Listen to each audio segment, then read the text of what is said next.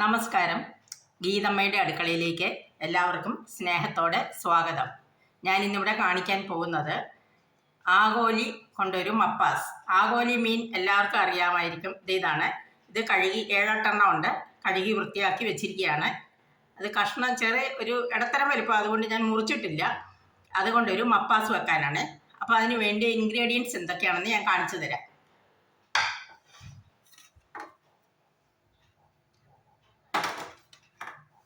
ഇത് ഒരു സവോള പൊടിയായിട്ട് അരിഞ്ഞതാണ്. പിന്നെ ഇത് ഒരു ചെറിയ കഷ്ണം ഇഞ്ചി,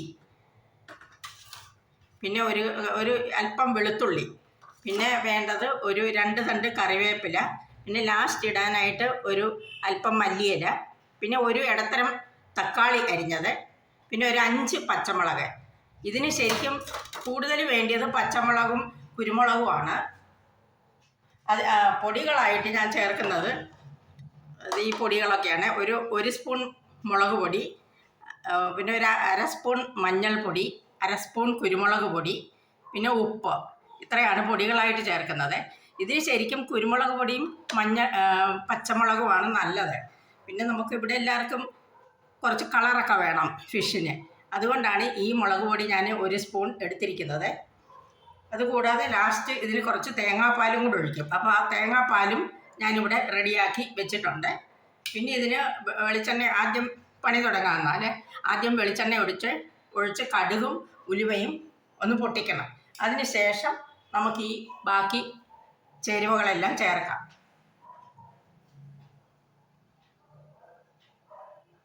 വെളിച്ചെണ്ണ ഒഴിച്ചു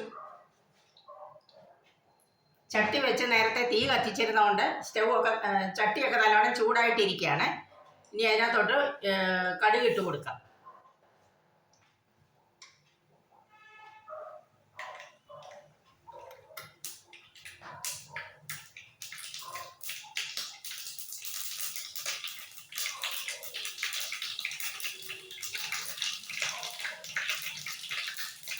കടുകെല്ലാം പൊട്ടി ഇനി ഉലുവ ഇട്ട് കൊടുക്കാം.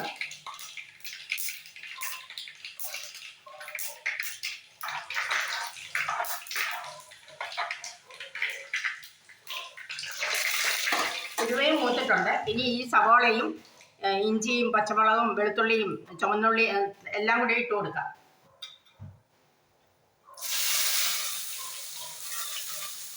സവോള, ഇഞ്ചി, വെളുത്തുള്ളി, പച്ചമുളക് ഇതൊന്ന് വാടി കഴിയുമ്പോൾ നമുക്ക് തക്കാളി ഇട്ട് കൊടുക്കാം.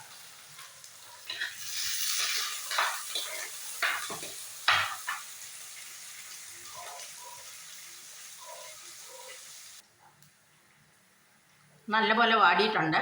ഇഞ്ചിയും വെളുത്തുള്ളിയും പച്ചമുളകും സവോളയും എല്ലാം നല്ലപോലെ വാടിയിട്ടുണ്ട്. ഇനി നമുക്ക് തക്കാളിയും കറിവേപ്പിലയും കൂടെ ഇട്ട് കൊടുക്കാം.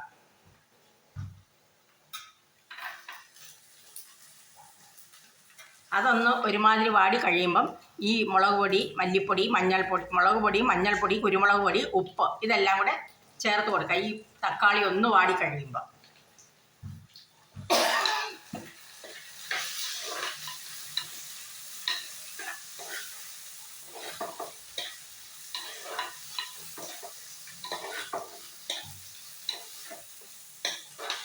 തക്കാളി അത്യാവശ്യം വാടിയിട്ടുണ്ട്.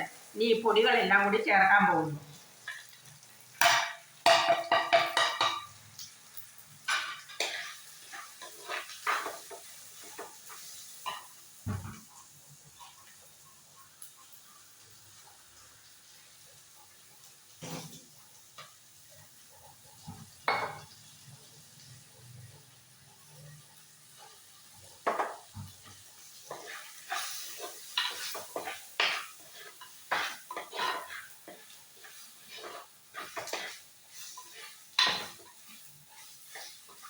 പൊടികളൊക്കെ മൂത്തു നല്ല മൊരിഞ്ഞ മണം വരുന്നുണ്ട്.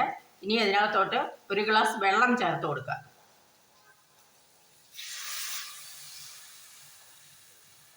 ഒരു ഗ്ലാസ് വെള്ളം ചേർത്തതിന് ശേഷം ഒരല്പം വിനാഗിരിയും കൂടെ ചേർത്ത് കൊടുക്കുക. കറിക്ക് ഞാൻ 1 തക്കാളിയെ എടുത്തിട്ടുള്ളൂ. അത്രയും പുളി പോരാ. അതുകൊണ്ട് ഒരല്പം വിനാഗിരി, ഒരു 2 സ്പൂൺ വിനാഗിരിയും കൂടെ ഒഴിക്കുന്നുണ്ട്.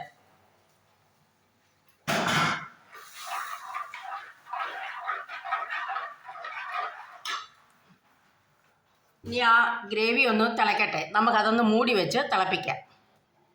ഗ്രേവി നല്ലപോലെ തിളച്ചിട്ടുണ്ട്. ഇനി മീൻ ഓരോന്നായിട്ട് പെറുക്കിയിടാം. അതിനുശേഷം മൂടി വെച്ച് ഒരു 10 മിനിറ്റ് മീൻ വേവിക്കണം.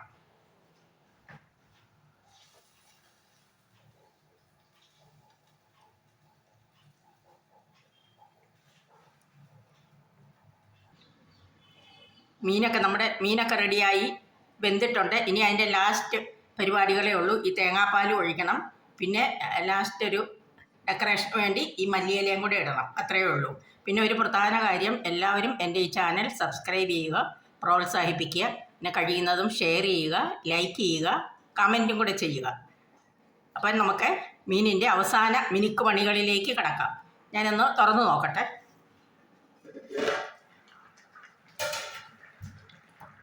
മീനൊക്കെ നല്ലപോലെ വെന്തിട്ടുണ്ട്, നല്ലപോലെ തിളയ്ക്കുന്നുമുണ്ട്. അപ്പോൾ ഈ തേങ്ങാപ്പാൽ ഒഴിച്ചു കൊടുക്കാം.